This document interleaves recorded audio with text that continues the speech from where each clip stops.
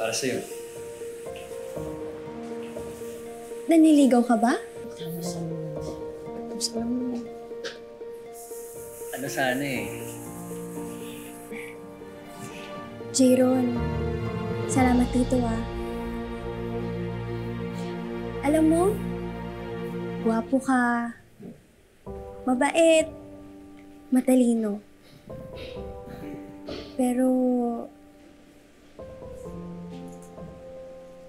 gusto ko muna kasing makapagtapos ng pag-aaral bago pumasok sa pakikipagrelasyon. Sana maintindihan mo. Nadine, teka lang. Pwede mo naman pagsabayin, di ba? Ang gagawa naman ng iba. Jayron, sa ngayon kasi pamilya kong prioridad ko. Gusto ko makatapos para may paggamot ko ang mga mata ni Papa. Jayron, sorry ulit ha.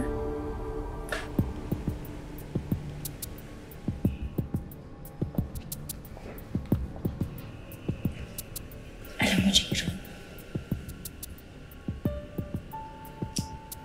kung ako sa'yo, tulungan mo na lang akong maghiganti. Halina, saan na yung mga tao mo?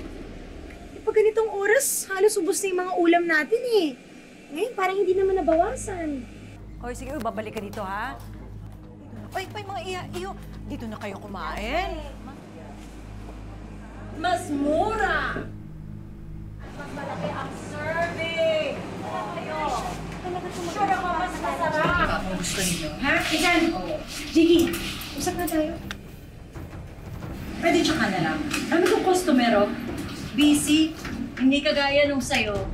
Nilalangaw. Bakit naman ganun? Magpinsan tayo, di ba? Tapos kakalabanin mo ako? Magtatayo ka ng pwesto sa tabi pa ng karinderya ko?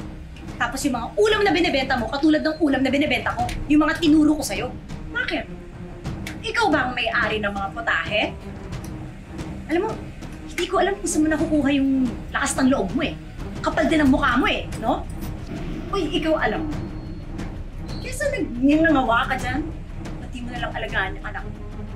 At yung bulag mong asawa. Sumusobra ka na, Jinky ah.